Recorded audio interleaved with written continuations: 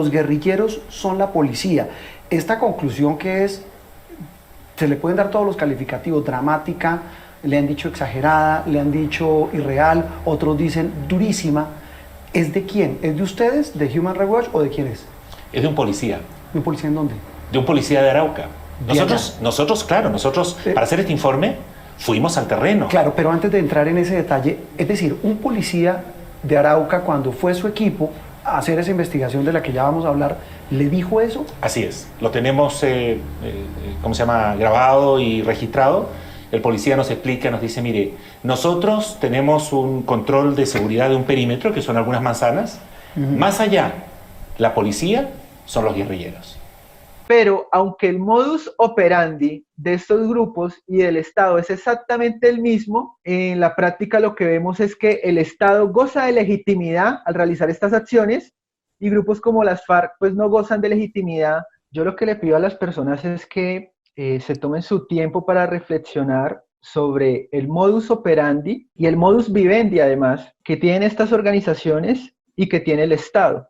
Y no va a ser posible que encuentren diferencias sustanciales entre ambos. ¿Por qué? Tú lo dijiste muy bien. Esto que en un momento determinado llamamos vacunas o extorsión, luego se puede llamar impuestos. Este tipo que es el bandido que viene y me cobra y me amenaza, en algún momento se convierte en el recaudador de impuestos. Bienvenidos una vez más al canal de Silicon Valley. En este momento estamos aquí con un abogado, con Alejandro Bermeo, que ya lo hemos tenido en anteriores ocasiones hablando de democracia y de demarquía, pero en este caso estaremos hablando sobre un tema que es bastante interesante y que podemos tratar de hacer varias analogías y analizar a profundidad, que es algo de unas impactantes declaraciones que hizo una organización y es precisamente para lo que invité a Alejandro Bermeo a este episodio.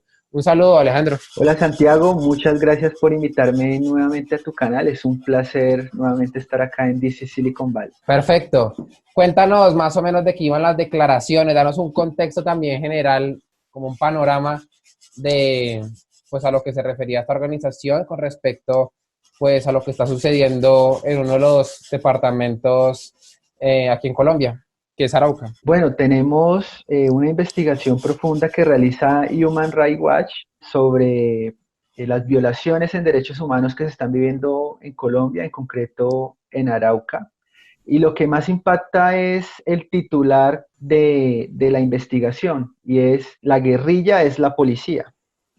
¿Y en qué contexto? Bueno, en el contexto en que varios grupos armados, grupos narcoterroristas y demás, tienen el control territorial de varias zonas de Arauca, imponen sus propias leyes, fallan sobre sus propias leyes, tienen la pena capital y en suma podemos decir que básicamente se está conformando una especie de protoestado o paraestado, porque precisamente la declaración es: la guerrilla es la policía. O sea, las mismas autoridades legítimas del Estado colombiano están reconociendo que en ciertas zonas ellos simplemente no tienen lugar para actuar, para intervenir, y que allí le corresponde a estos grupos la total monopolización territorial del uso de la violencia. Excelente. Hay algo que me gustaría agregar y es para esta organización de Human Rights Watch, que básicamente tengo entendido, su sede la tiene en Washington y están dedicadas a defender los derechos humanos. Lo que me parece también particular es que una de las causas que suelen defender es el tema de la legalización del aborto. Entonces no es una organización que sea más o menos afín a este tipo de cosas. Algo que me parece bastante interesante es que hayan entrado a estudiar como este tipo de caso, a pesar de que pues le veo todo este tinte como de izquierda, porque aparte de que defienden el tema de la legalización del aborto, también defienden la cuestión de los supuestos derechos que están vulnerando las empresas y las multinacionales en los países y demás. Bueno, lo que a mí me parece realmente muy, muy paradójico es que precisamente una de las causas de la violencia es o son muchas de estas organizaciones de derechos humanos.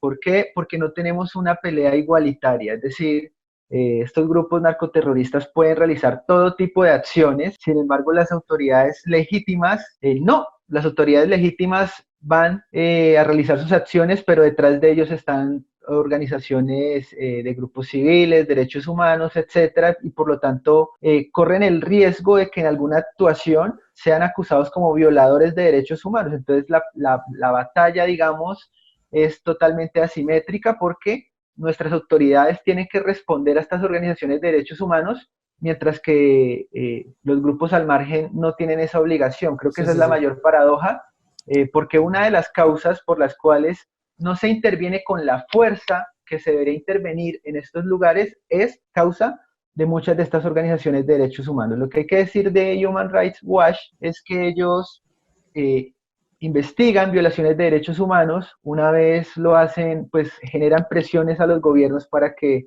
actúen en defensa de estos. Por lo demás que mencionas, creo que eso es parte, digamos, de esa agenda Sí. globalista que tiene una cierta preocupación por el aumento de la población de países en desarrollo, ya que pueden ser una amenaza a largo plazo para la estabilidad económica de las grandes potencias. Así que aquí lo que tenemos es una especie de colonialismo cultural Sí, sí, sí. disfrazado y vendido a partir de la farsa de los supuestos derechos sexuales y reproductivos, pero para ellos la única preocupación es el control de la población, de la natalidad.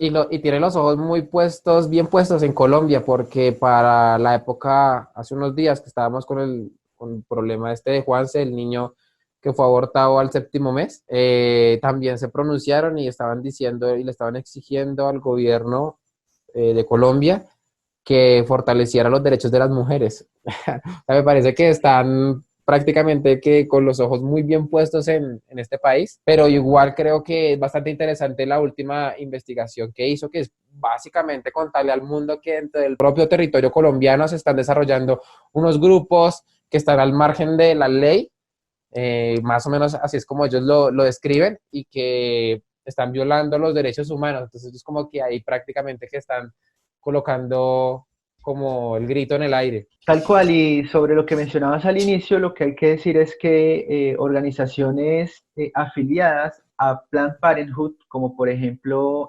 Profamilia, ha recibido y se puede verificar en la página de Open Society, organización de George Soros, eh, cientos y cientos y cientos de millones precisamente para la financiación del aborto en Colombia. ¿Por qué? Ellos reciben recursos tanto del Estado, a partir de los abortos van y cobran, nos cobran a todos los colombianos, pero por otra parte del aborto, del precio del aborto, es financiado por ellos, pues precisamente a partir de esta internacional también de la muerte, no solo Planned Parenthood, sino también Open Society. Eso era lo que te podría mencionar. Sobre lo otro, sí, nos estamos dando cuenta que el proceso, supuesto proceso de paz, que en realidad fue el proceso de las FARC con Santos, al que el pueblo colombiano en plebiscito le dijo que no, pero aún así pasó por encima de la voluntad popular, todo para, en suma, yo creo, simplemente tener el premio Nobel de la Paz, porque realmente en la práctica lo que estamos viendo es, y como lo cuenta Human Rights Watch, un aumento de las muertes desde que se firmaron los acuerdos de paz de La Habana, que también ni el lugar fueron capaces de elegir un buen lugar para realizar este proceso, sino lo único que se les ocurrió, lo mejor que se les ocurrió fue hacerlo En allí Cuba. en la dictadura cubana, en la dinastía de los Castro.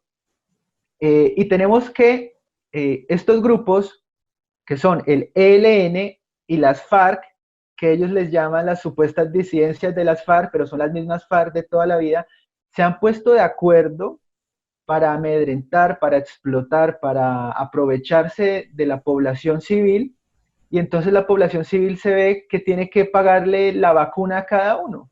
Es decir, no vemos un conflicto entre estos dos grupos armados por la monopolización del territorio, sino de hecho ambos grupos, del uso de la fuerza en el territorio, sino que de hecho ambos grupos se han puesto de acuerdo para explotar a esta población. ¿Cómo? Bueno, a través de secuestros, asesinatos, Violencia sexual. incluso estamos hablando de violencia sexual, estamos hablando de una suerte también de esclavitud, de trabajos forzados, Forzoso. etcétera.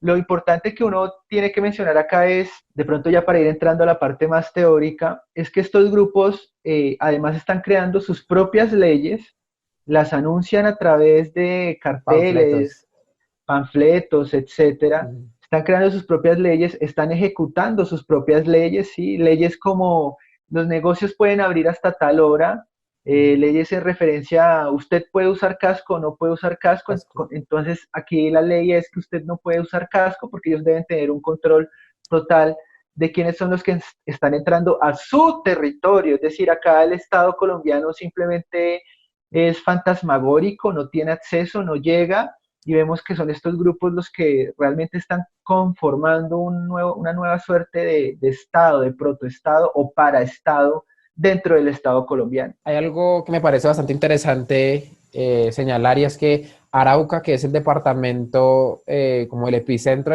de lo denunciado por esta organización, queda en una parte que está limitando con la frontera de Venezuela.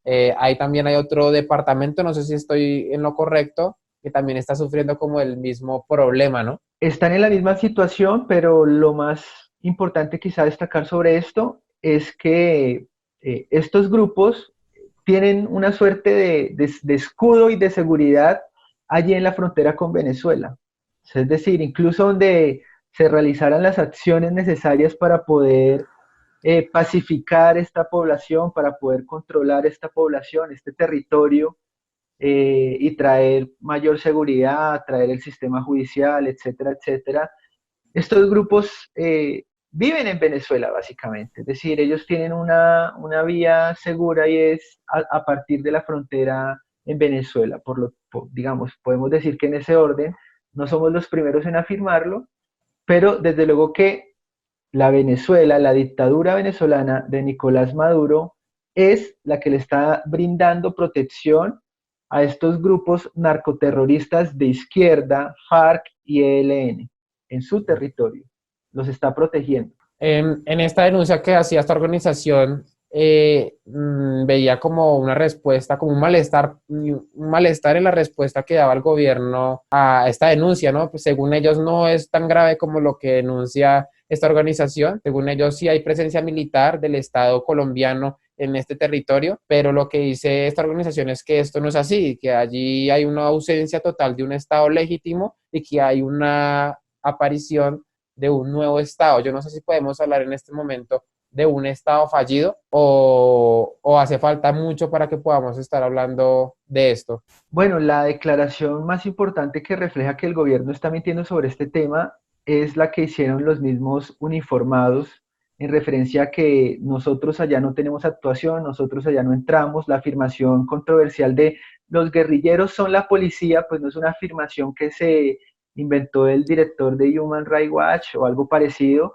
sino de las mismas autoridades locales, es decir, las mismas autoridades locales dijeron los guerrilleros son la policía, entonces ahí se cae por su propio peso esta afirmación de que realmente sí están allí las autoridades no están, no pueden estar, no tienen acceso, en algún sentido también hay cierto apoyo de las poblaciones hacia estos grupos, porque estos grupos también se encargan de los ladrones, de los violadores, de los asesinos, etcétera, pero sigue permaneciendo el problema porque entonces los ladrones, los matones, los violadores, etcétera, pues son precisamente estos grupos, son los que obligan a las personas a trabajos forzados, los secuestran, son las personas que a partir de la promesa de dinero, de una motocicleta o algo parecido, reclutan menores de edad, menores de 12 años, están reclutando, están abusando de ellos. Las leyes tampoco son suficientes porque los que se pueden acoger a las ayudas del Estado en cuanto a la dejación de armas deben ser mayores de edad. Entonces imaginemos un niño que fue secuestrado por las FARC, que ahora hace parte de las FARC y demás, él no se podría acoger a estas leyes, tendría que primero ser mayor de edad para poder acogerse a estos beneficios. O sea, tampoco allí tenemos las leyes correctas para que se incentiven a que los jóvenes huyan de estas organizaciones en las que fueron engañados y por eso están allá. en su momento yo realicé un video para este canal, creo que ya he realizado varios con esto, bajo esta temática que es la construcción de Estado, ¿no? Y la definición que nos da Maximilian Weber sobre este mismo, ¿no? De que el Estado es es una institución que tiene el monopolio legítimo de la violencia, ¿no? De la fuerza.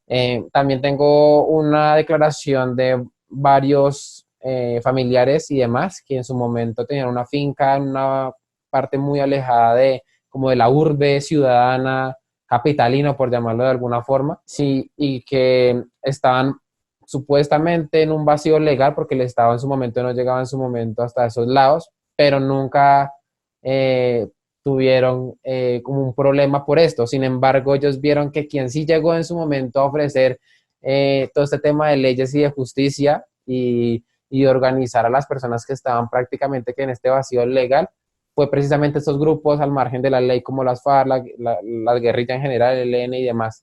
Entonces, me parece bastante interesante ver cómo en esta supuesta ausencia de Estado, sí, o sea, salen en algún momento y de alguna forma diferentes maneras para proporcionar justicia, para proporcionar seguridad y demás, ¿no? De que no solamente las regulaciones, como lo mencionaba usted anteriormente, eran sociales, de decir, eh, tienen que hacer esto, pagar una vacuna, están siendo extorsionados por esto, sino también políticas, regulaciones económicas, ¿no? Que es precisamente lo que hace el Estado. Y eso les dice a la propia población que tienen sometida en su territorio, les dice qué pueden hacer, qué pueden vender, qué pueden comprar, a qué horas pueden vender, a qué horas no pueden vender. O sea, me parece que es precisamente lo que hace el Estado actualmente, ¿no? Que le dice a uno que tiene que utilizar casco, le dice a uno que a qué horas puede vender, a los camioneros les está diciendo actualmente a qué horas pueden ir a llevar la comida a los supermercados, o sea, es exactamente lo mismo, yo no sé todavía por qué se sorprenden que se esté haciendo, que se hagan estos en este territorio, que lo están haciendo estos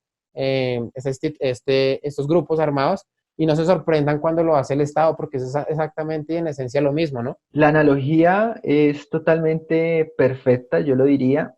Miren, si las FARC, cuando tuvieron el poder que tuvieron, cuando monopolizaron tal cantidad de territorio, hubiesen logrado algo más de estabilidad, de orden y de tiempo, pues seguramente se hubiesen convertido en un Estado. Las FARC, para los que no sepan, alcanzaron a promulgar la Ley 1, y la Ley 1 se trataba, era del pago de impuestos. Es decir, estamos ante la misma cuestión. El ejemplo es totalmente equiparable porque, como lo estamos viendo acá, actualmente están regulando cuestiones como hasta qué hora puede estar el bar, cuándo puede pescar, qué días puede pescar, a qué horas puede pescar, cuánto puede pescar, si usted puede usar casco o no puede usar casco. Es decir, este tipo de regulaciones, desde luego que ya las vemos actualmente. El Estado nos dice que tenemos que usar casco, así que precisamente estamos viendo regulaciones de ese tipo, regulaciones desde luego que del orden económico, y la analogía me parece a mí es perfecta porque el Estado, como lo hemos visto a partir de grandes teóricos como Murray Rothbard, Charles Steele y Hans Hermann Hoppe, y bueno, una lista prácticamente interminable, Franz Oppenheimer, Albert J. Nott, etcétera, etcétera.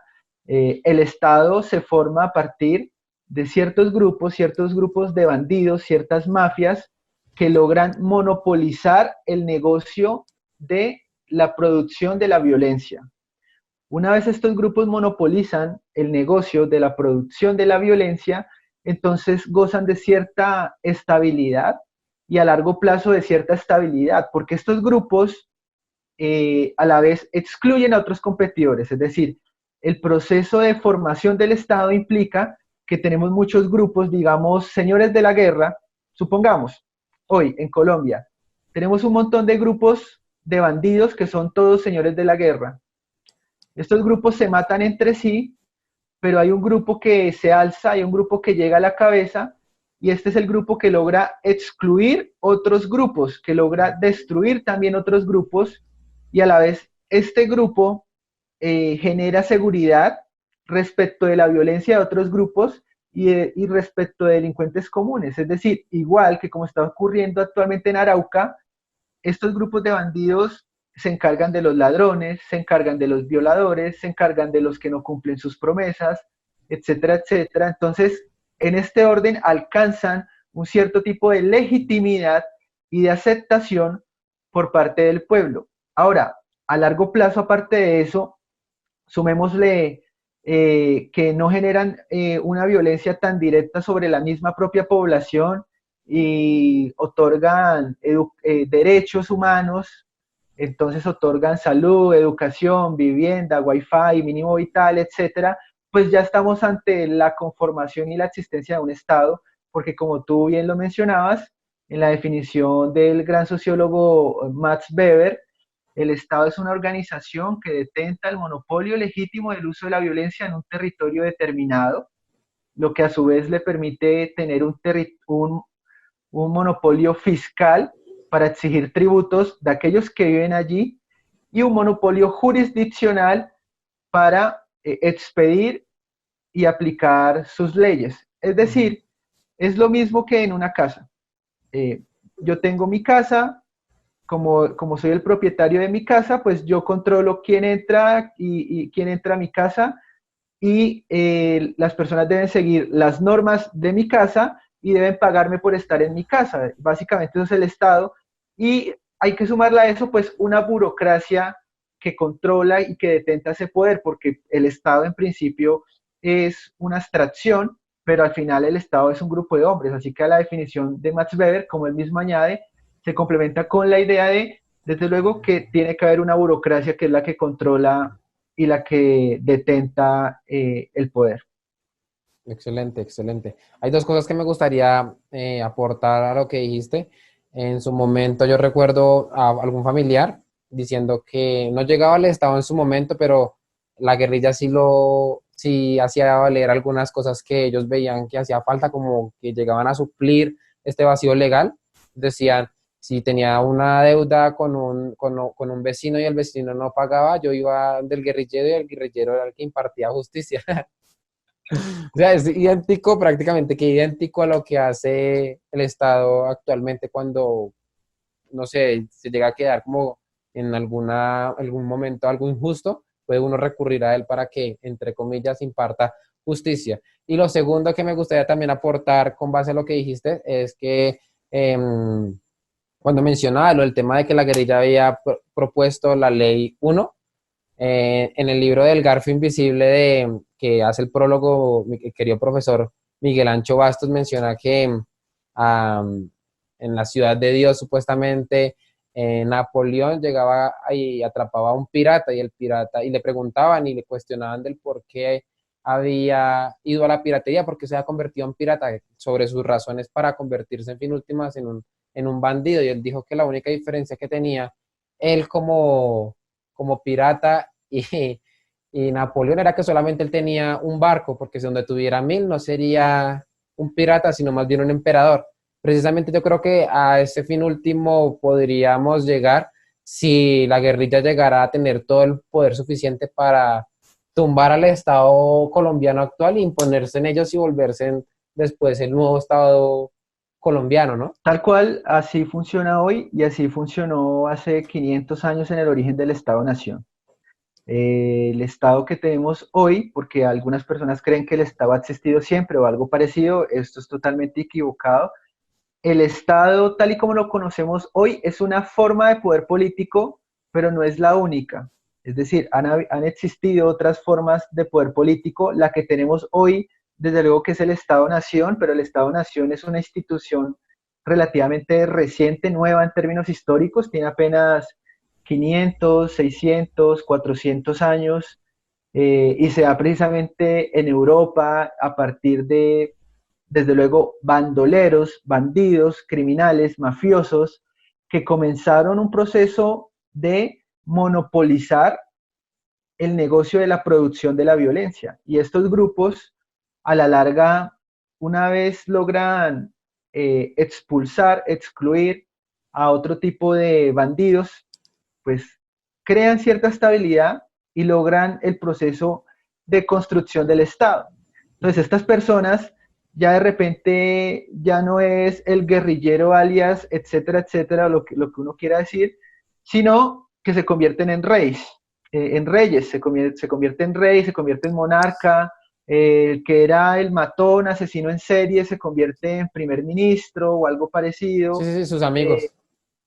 y el que se la pasaba robando a todo el mundo, de repente se convierte en el ministro de Economía y en el recaudador de impuestos o algo parecido. Lo que hay que decir acá es que hay un momento en la historia en el que lo que antes era considerado violencia ilegítima, de repente se convirtió en violencia legítima.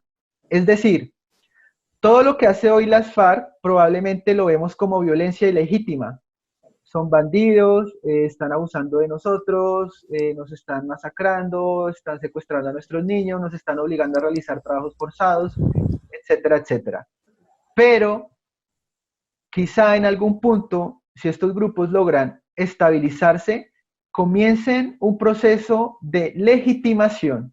Y en ese proceso de legitimación, entonces estamos a la vista de la existencia de un Estado, porque esa violencia que considerábamos violencia ilegítima se transforma en violencia legítima. ¿Y qué quiere decir esto? Que la gente ya acepta, reconoce y hasta exige la actuación de estos grupos. Y lo hemos visto en Colombia en muchas zonas en donde la gente actualmente está desesperada y dice, por favor, necesitamos a la guerrilla para que vuelva a realizar limpieza social. Esto de hecho, ¿qué significa? Pues que hay un cierto reconocimiento social de que estos grupos son necesarios, son importantes. Entonces, ¿cuál es el tema acá? Que si lograran, por ejemplo, una estabilización territorial de Arauca, Arauca fácilmente se convertiría en un estado, y estos ahorita cabecillas, guerrilleros, asesinos, pues podrían convertirse en un suerte de presidentes, ministros, recaudadores de impuestos, etcétera, etcétera. Pero aunque el modus operandi de estos grupos y del Estado es exactamente el mismo, en la práctica lo que vemos es que el Estado goza de legitimidad al realizar estas acciones, y grupos como las FARC pues no gozan de legitimidad al realizar estas acciones. Uno puede ver teoría del Estado. En teoría del Estado se requieren unos elementos para que exista el Estado. ¿Cuáles son los elementos para que exista un Estado? Que exista un territorio, que exista una población, Que tenga instituciones. que exista toda esta institucionalidad, etc. En fin, pero uno de los elementos más importantes para la conformación del Estado en el derecho internacional y en cualquier clase de derecho de teoría del Estado es que, aparte del poder político, aparte del territorio, aparte de la población, usted debe tener reconocimiento internacional. Pero entonces aquí nos damos cuenta que hay una contradicción gigantesca, hay un oxímoron, hay un error fatal, esto no debería ni enseñarse porque es una farsa.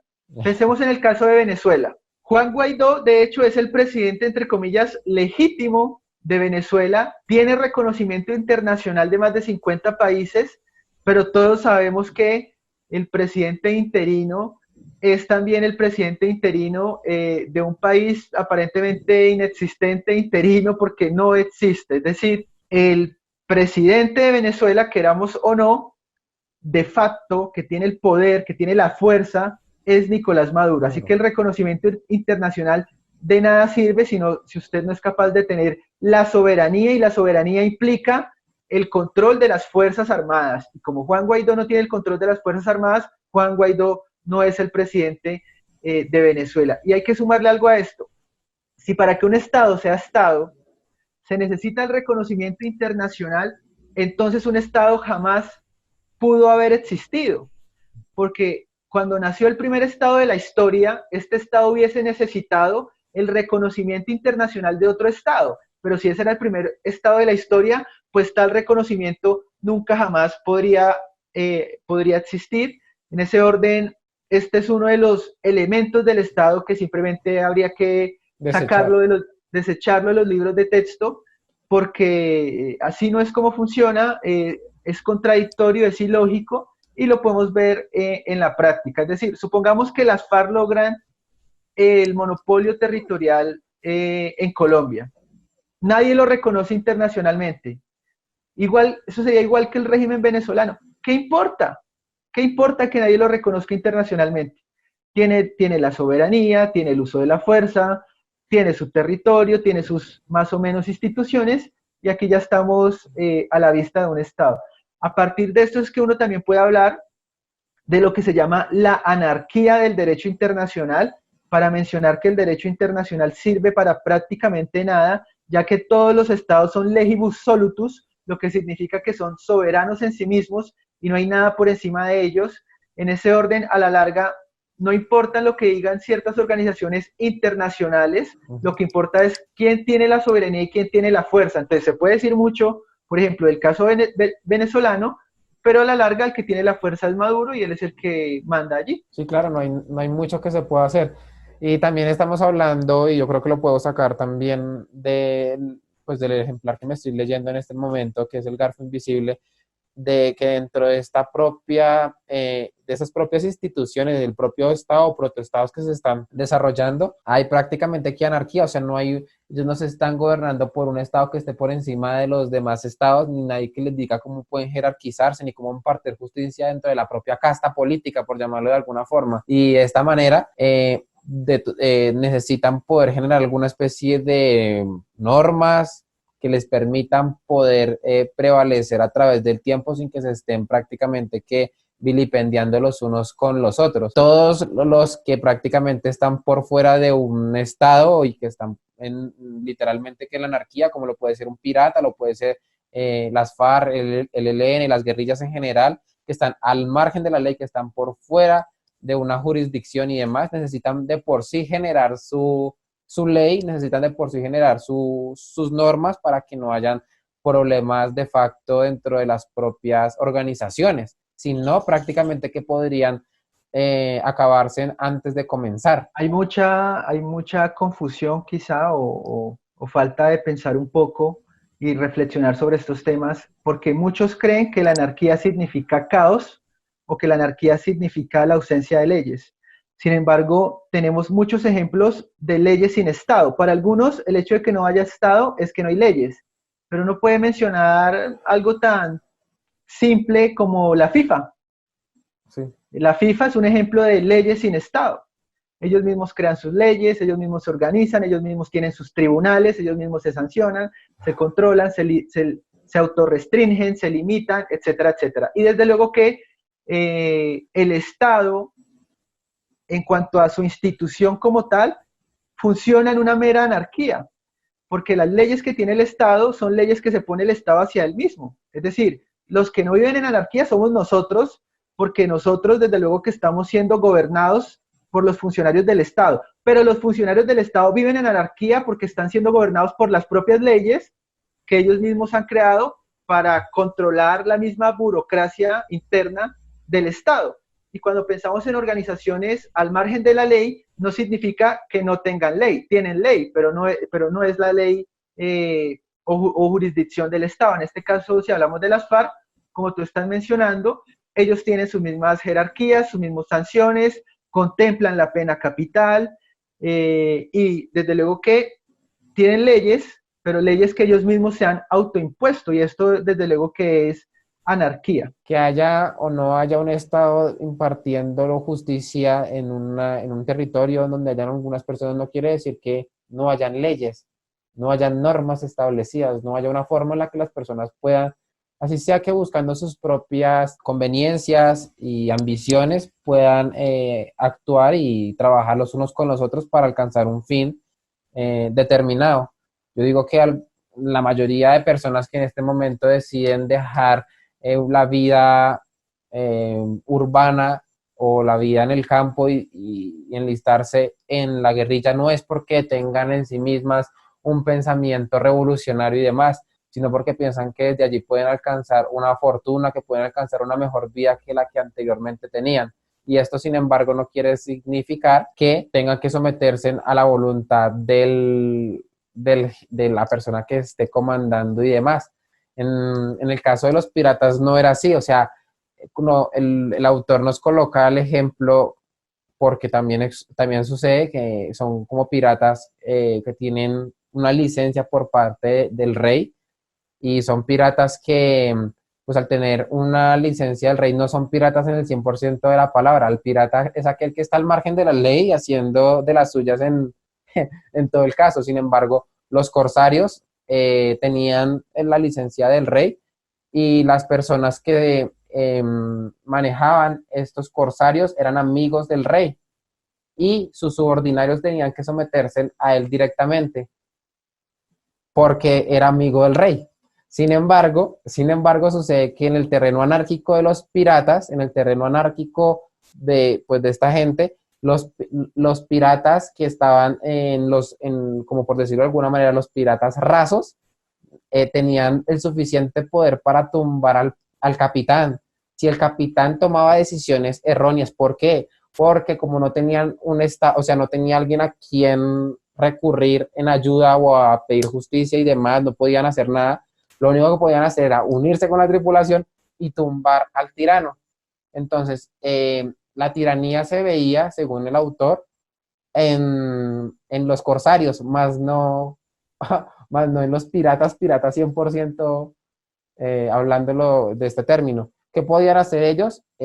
Lo sucedió en varias ocasiones. Se organizaban democráticamente, elegían al capitán. El capitán estaba también regido por una especie de constitución que los piratas habían también redactado previamente a zarpar, o sea, prácticamente que una especie de contrato legítimo que cada uno de ellos firmó en busca de un bien común en alta mar y de esta forma poder controlar al capitán para que éste no pudiera caer en actitudes tiránicas como si caían los corsarios que eran los piratas del rey. Entonces esto me parece que es bastante interesante porque vemos como una especie de mano invisible, como una especie de garfio invisible que hay detrás como imaginariamente intentando llevar a estas personas que evidentemente no eran una perita en dulce, ni buscaban ni respetaban la propiedad privada o el derecho natural y demás, sino que buscaban sus propios intereses a costa de otros, pero que aún así, a pesar de que fueran la peor gentuza, sin valores y demás, debían de por sí someterse a este garfio invisible, debían de por sí someterse a esta mano invisible, porque esta mano invisible era como algo, por llamarlo de alguna forma, metafísico que los guiaba hacia un bien común, que en este caso era saquear a los barcos privados o los comerciantes y demás, que a su vez también se armaban y que a su vez, por lo menos en algunos casos, tenían que pagar vacuna, que es precisamente lo que están haciendo en este momento la guerrilla de las FARC y el ELN en este territorio, que exigen vacunas que después de que se legitimice, deja de llamarse vacunas y pasan a llamarse impuestos. Pues bueno, los mercaderes que querían llevar sus mercancías de un lado a otro debían de por sí pagarle este impuesto, estas vacunas a los piratas, porque los piratas se dedicaban era o pagaban o los mataban y así eran. Cualquier persona que se resistía era muerte fija. Lo que mencionabas con el tema de la pena capital, ¿no? Que es precisamente lo que estamos viendo hoy en día aquí en Arauca, ¿no? Que me parece que es bastante interesante verlo, cómo se desarrolla. Yo lo, yo lo que le pido a las personas es que se tomen su tiempo para reflexionar sobre el modus operandi y el modus vivendi, además, que tienen estas organizaciones y que tiene el Estado. Y no va a ser posible que encuentren diferencias sustanciales entre ambos. ¿Por qué? Tú lo dijiste muy bien. Esto que en un momento determinado llamamos vacunas o extorsión, luego se puede llamar impuestos. Este tipo que es el bandido que viene y me cobra y me amenaza, en algún momento se convierte en el recaudador de impuestos y en algún momento eso se convierte en un IVA o en algo parecido, es decir, vemos esa cuestión. Por lo otro que mencionabas, desde luego que estos grupos, pensemos en las mafias en Estados Unidos del siglo pasado o las mafias en Italia, pues estos grupos también tenían sus propios códigos, sus propias leyes, por ejemplo, no matar a los familiares del otro, cuestiones parecidas. Ellos mantienen sus propios códigos. ¿Para qué? Pues para poder organizarse y explotar a otros y vivir de otros. Es decir, la misma vacuna que cobra las FARC hoy es la misma vacuna que cobraba cualquier mafioso en los Estados Unidos para que un negocio pudiese realizar o no tal acción. Es decir, el modus operandi es el mismo, que es a través de la violencia y la amenaza de la violencia, y el modus vivendi es el mismo, a través de los impuestos, a través de las vacunas. O sea, vemos que la analogía es completamente equiparable, es una buena analogía, es lo que estamos viendo, es lo que ha vivido Colombia. Colombia siempre, por varios sociólogos e historiadores, se ha llamado como un territorio en constante colonización. ¿Por qué? Porque el Estado colombiano nunca ha sido capaz de monopolizar el uso de la violencia en su territorio. Y por lo tanto lo que tenemos es un territorio en constante colonización, donde unos grupos controlan un lugar, luego los controlan otros, por un tiempo estos o los otros, en fin. Y eso es lo que vemos en el país como una buena analogía del origen del Estado. Los estados, el derecho, también tiene un origen sanguinario. El Estado tiene un origen sanguinario que es a partir de la violencia, de la opresión, de la esclavitud, de un grupo que entra y oprime y controla a otro grupo, que con el pasar de los años, precisamente esa violencia ilegítima se convierte en violencia legítima a partir de unos ropajes. El Estado se viste de unos ropajes que de repente generan una suerte de legitimidad. ¿A partir de qué? Pues de la contratación de intelectuales. ¿Qué tipo de intelectuales? Pues sociólogos, historiadores, politólogos, abogados, etcétera, que se van a encargar de la tarea de construir el Estado, de legitimar el Estado. Y luego de unos años, de repente ya estos grupos comienzan a ser aceptados por la población, estos grupos crean unas ciertas reglas, estos grupos dan unas ciertas garantías a la población frente a ellos, y si lo quiere, llegamos muchos años más adelante y hasta estos grupos conceden ciertos derechos positivos o sociales, y entonces tenemos a gente tan ignorante, tan incoherente, que antes exige más Estado, que quiere más salud, más educación, porque creen que esa es la obligación del Estado, y no se dan cuenta del modus vivendi y del modus operandi del Estado, y es que los ciudadanos para el Estado no son más que unas vacas que las tienen para explotarlas, para saquearlas, para vivir a expensas de ellas. Es decir, es tal cual, vivimos en una granja, en una gigantesca granja humana, en la que ellos son los dueños de nosotros. Entonces, la esclavitud de ninguna manera se abolió. Lo que hay que decir de la esclavitud es que se volvió más técnica, más avanzada, más invisible, y entonces lo que tenemos ahorita es una esclavitud moderna en la que no nos quitan el 100% del producto de nuestro esfuerzo, pero sí nos quitan el 50, el 60, el 70%, y nos dejan de vez en cuando salir del país y cosas parecidas, pero hay que tener en cuenta que absolutamente todos los campos de la vida están siendo regulados. Es decir, para salir del país necesitamos seguir ciertos parámetros, para tener una moto necesitamos ciertos parámetros, para hacer esto o lo otro necesitamos ciertos parámetros.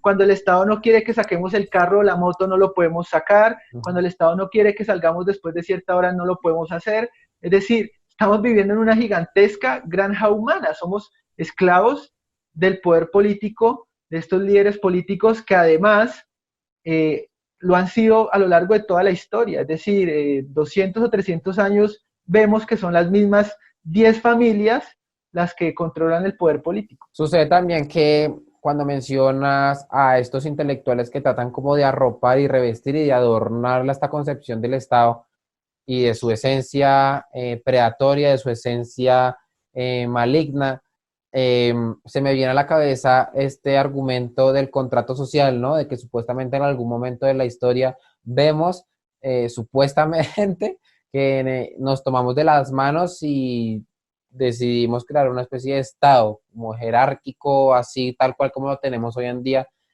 pero que lo firmamos, y si no fue así firmado, literalmente fue tácito.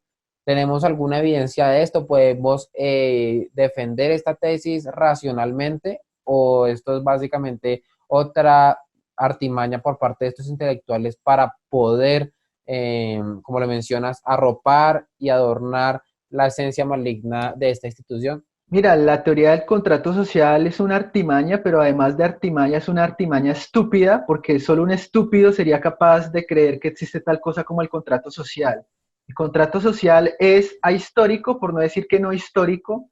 Nunca, en ningún momento de la historia humana, las personas se reunieron para firmar tal contrato social. El contrato social de Thomas Hobbes no existió, de Rousseau no existió, de Kant no existió, de John Rawls no existió, ni existirá tampoco algo parecido a los triples saltos mortales y lógicos que da John Rawls en su magia fantástica del velo de la ignorancia y la posición original y toda esta farsa gigantesca que solo un intelectual progre idiota podría creer en tal cosa, donde saca sus principios de hecho de izquierda. Buchanan también tiene una suerte de contrato social, tampoco existe. Ninguno de estos contratos sociales jamás ha existido. Digo, hace falta ser un estudiante muy ingenuo para creer en tal cosa como el contrato social. Todos los estados tienen un origen sanguinario, así se creó el Estado en el pasado y así se crea el Estado ahorita en nuestros tiempos, a partir de guerras, a partir de invasiones, etcétera, etcétera.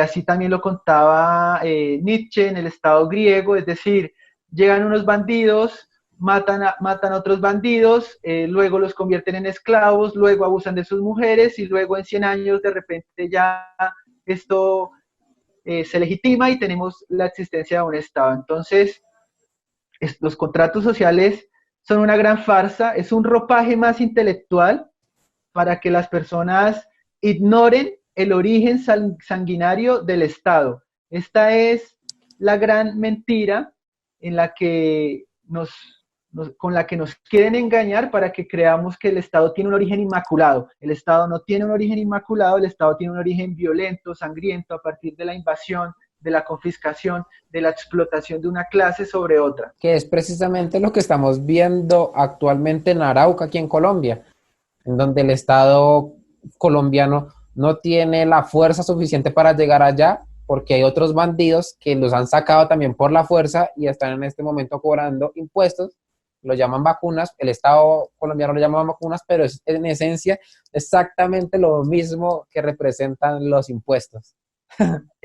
Tal cual, lo que se vive en Arauca es un proceso de monopolización del uso de la violencia en el territorio, ¿sí? Si se logra crear cierta estabilidad, estaríamos ante el origen del Estado. Esta sería la construcción del Estado. Y es algo que me parece que es evidente, o sea, la gente lo tiene ahí de frente, pero que a través de las escuelas públicas y la educación y lo demás que nos brindan los mismos perpetuadores del estado inicial, para intentarlo a uno como colocarle ese velo de ignorancia del que hablaba John Rawls, para llegar a un momento en el que usted piense que tal cosa como el contrato social puede existir, así usted no lo haya visto, y lo que usted en realidad ha podido ver y evidenciar no es lo suficientemente fuerte como para llegarlo a convencer de que esto es así, ¿no? De que la esencia del Estado que tenemos hoy actualmente es esa misma y que tal cosa como un contrato social en ningún momento llegó a existir, ni llegará a existir. Sí, yo le pido a las personas que se cuestionen cómo se creó su Estado. Si usted es chileno, ¿cómo se creó el Estado chileno? Si es colombiano, ¿cómo se creó el Estado colombiano? Entre la línea de los grandes reyes de la historia, uno va a encontrar siempre algún conquistador o algún asesino. Esa es la historia de la humanidad. En fin, últimas, es eso lo que define al Estado, ¿no? De un momento en el que un gran conquistador llegó y se impuso a los demás y todos lo empezaron a obedecer. La pregunta que quisiera enlazar con esto y es, ¿el Estado actualmente puede ofrecer ley y seguridad de una forma bien entendida de lo que se considera derecho con respecto, por ejemplo, a la ley y justicia que puede ofrecer estos protoestados o estas mafias que están al margen de la ley?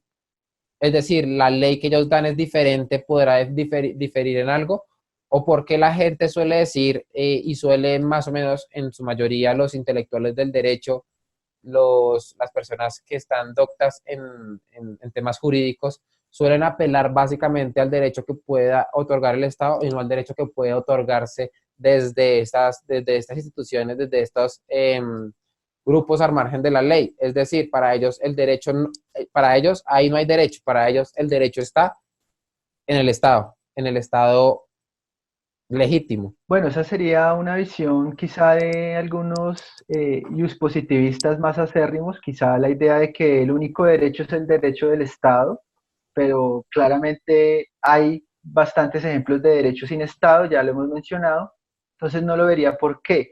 Sin embargo, lo que uno podría decir es que debido a todos estos ropajes institucionales y demás, se tiende a considerar que las autoridades son legítimas y por lo tanto las normas que expiden gozan de cierta validez. Y en ese orden lo que uno puede decir es que las normas que expiden grupos como las FARC, que todavía no han podido generar cierta institucionalidad y estabilidad, pues son normas que no gozan ni de legitimidad, ni gozan tampoco, pues a fortiori, de validez. Sin embargo, podemos añadir además que en algunos momentos de la historia de Colombia, las normas que expedían estos grupos eran normas que gozaban de total legitimidad, a pesar de no tener validez, y desde luego que gozaban de total eficacia. Me gustaría que para terminar le pudieras mandar un mensaje a todas las personas que piensan que es imposible llegar a un momento en el que las personas podamos impartir el derecho, se puede impartir derecho de una forma auténticamente privada o consensuada, y que les parece que esto es prácticamente imposible, que eso es algo utópico. Qué podrías decirle a este tipo de personas? Pues que el derecho desde instituciones no estatales ya lo vemos. Es decir, normas de cualquier tipo de deporte las podemos ver, pero también podemos ver que el 70%, por ejemplo, de los litigios en Estados Unidos comerciales se dan a partir de tribunales de arbitramiento. Es decir, precisamente la gente prefiere no acudir al Estado por la poca celeridad, por lo poco ineficaces que son, etcétera, y acuden a instituciones privadas para que impartan justicia. Miren, no es utópico pensar en un mundo en donde no existe una institución como el Estado. Primero porque el Estado es una institución reciente, estamos hablando de 500 años. La mayoría de la historia de la humanidad, si bien habían otras formas de poder político, no era el Estado-nación. Así que, de hecho, la mayoría de la historia de la humanidad la hemos vivido sin Estado y acá estamos. Así que el Estado, así como el Estado no es una institución necesaria, no está allí impresa en la naturaleza humana como algo de lo que no nos podemos deshacer o algo parecido, para nada.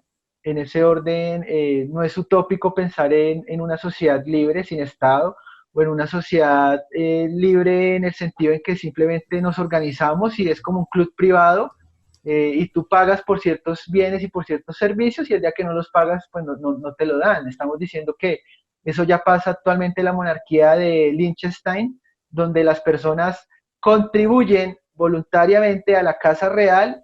A partir de esto, la Casa Real presta ciertos servicios a los ciudadanos y el día que los ciudadanos no contribuyan a la Casa Real, pues simplemente desaparece estos bienes y servicios que otorga la Casa Real. Perfecto. Las personas que quieran saber más del trabajo de Alejandro, que quieran profundizar más sobre lo que has podido hacer y también sobre investigar más sobre estos temas, ¿a dónde podrían dirigirse? Bueno, lo primero, una invitación grande que les hago a mi sitio, Mises Report, donde publicamos contenido, digamos que un poco a contracorriente sobre lo que dicen los grandes medios. Este es un medio libertario y de derecha. También tenemos artículos educativos en relación con muchos de estos temas. A que nos sigan también, aparte de Facebook e Instagram, pues que se suscriban también a nuestro canal de YouTube. Y yo le sumaría, para que lo dejes en la descripción o lo puedas escribir en la descripción de este video, para las personas interesadas, pues pueden leer El Estado de Franz Oppenheimer, Anatomía del Estado de Murray Rothbard, Guerra y Construcción del Estado como Crimen Organizado de Charles Tilly, El Estado Griego de Nietzsche, El Garfio Invisible, que es este libro maravilloso que tú estás reseñando y leyendo en estos momentos, los textos de Hans Hermann Hoppe, ese fraude llamado Estado es un texto de él. Bueno, y demás Y un de la mundo sin literatura. robo, ¿no? Un mundo sin robo, Nuestro enemigo el Estado de Albert J. Nock, La Constitución sin autoridad no es traición de Lysander Spooner. Es decir, hay amplia literatura como para que no haya excusas y usted termine creyendo en la fantasía del contrato social o algo parecido. Ni explícito ni implícito, nunca ha existido tal cosa como un contrato social. No sería incluso, yo diría, pragmáticamente tampoco posible de realizarlo. En estos textos que estoy mencionando, pues hay críticas también a la teoría del contrato social. Pueden leer El Estado también de Anthony de Hassay, su maravilloso paper titulado La antinomia del contractualismo, pues precisamente es una crítica mordaz a esta idea también del contrato social de John Rawls. Ayn Rand en Filosofía, quien la necesita, también critica esta teoría de la justicia de John Rawls a partir de estas hipótesis fantasiosas de las cuales yo no podría derivar nada razonablemente para aplicar a la realidad. Uno puede fantasear todo lo que quiera, pero otra cosa es cómo a partir yo de esta fantasía voy a sacar unas conclusiones hacia el mundo real. Bueno, eso es lo que hace John Rawls y en ese orden pues está sacando las cosas debajo de la manga, es decir, no tiene ningún tipo de justificación. Listo, Alejandro. Muchas gracias por compartirnos toda esta información y espero de nuevo tenerte en un futuro compartiendo en este canal. Santi, muchas gracias. Como siempre es un placer estar acá en DC Silicon Valley y siempre los invito a todos a suscribirse por tu gran trabajo, tu gran compromiso y la gran calidad del contenido que compartes constantemente. Listo. Nos vemos en un futuro video entonces. Hasta luego.